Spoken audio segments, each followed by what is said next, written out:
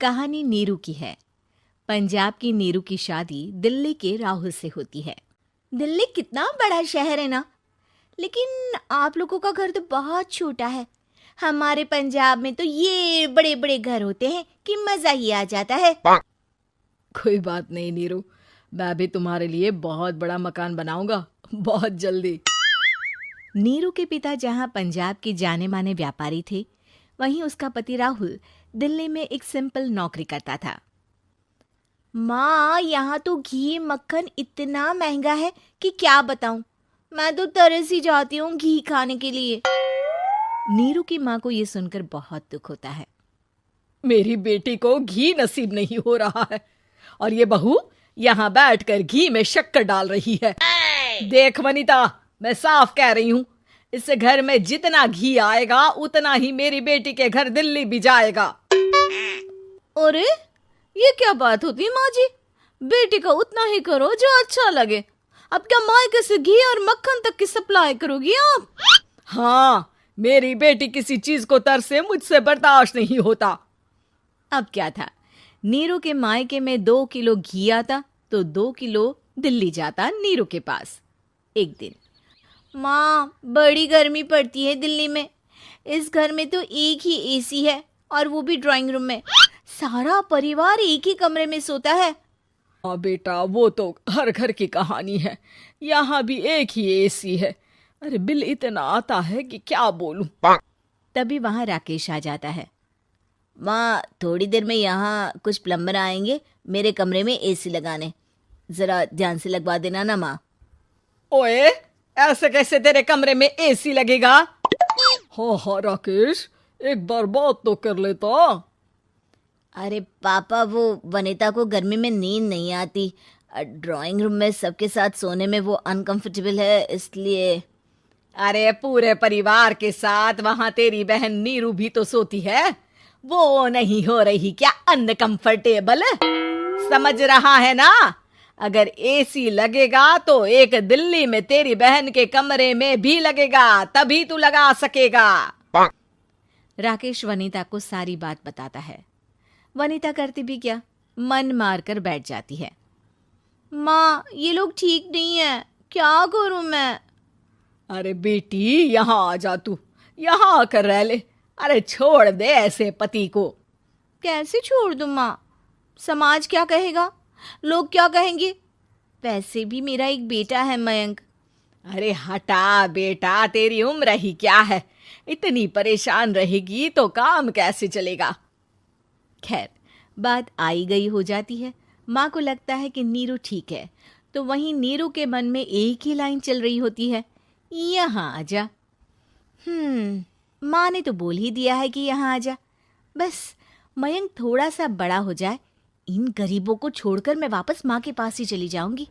वो इसी सोच में बाजार में चल रही थी कि मैम, आपका दुपट्टा जमीन को छू रहा है। नीरू जैसे ही उस लड़के की तरफ देखती है, देखती ही रह जाती है। हाय रे, कितना सुंदर लड़का है ये। अब क्या हुआ? मैंने कहा आपका दुपट्टा। तो खुद ही उठाकर दे दो ना।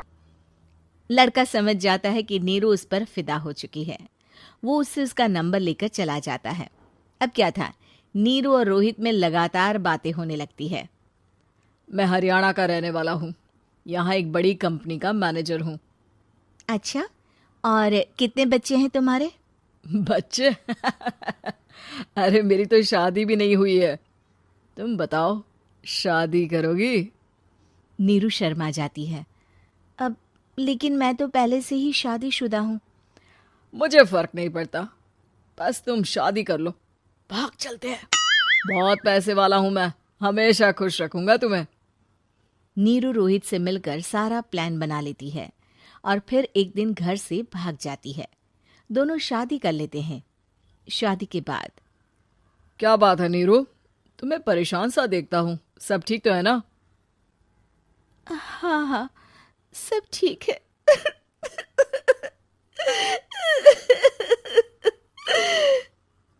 ये कहते कहते ही वो रोने लगती है।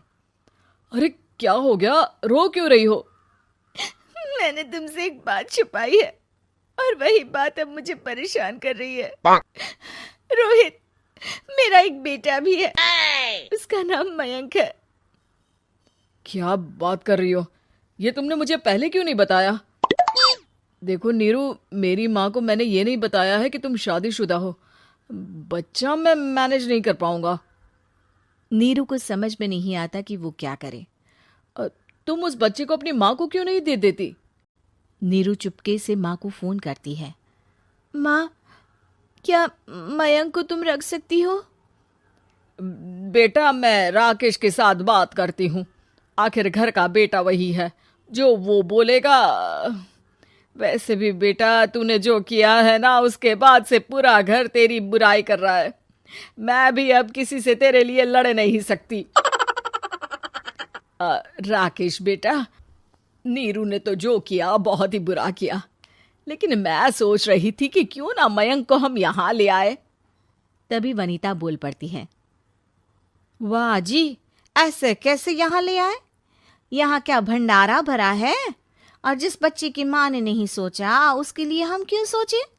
नीरू को एक बार तो अपने बच्चे के बारे में सोचना चाहिए था ना।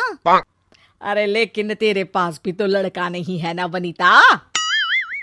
माँ, वनीता ठीक बोल रही है। कल को वो बड़ा होकर इसी घर का हिस्सा मांगेगा तो हम क्या करेंगे?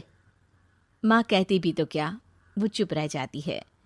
वहीं नीरू का पहला पति कहता है। माँ, अगर आज भी वो वापस आ जाए तो मैं उसे माफ कर दूंगा। बेटा, गरीबी चीज ही ऐसी है, क्या करेगा। तू तो अब मयंक का सोच। वो बेचारा तो बिना माँ का हो गया। मयंक के खातिर तू दूसरी शादी कर ले बेटा। लोगों के लाख समझाने के बाद नीरू के पहले पति की शादी रिद्धि से हो जाती है, जिसके पहले पति से 2 बच्चे होते हैं।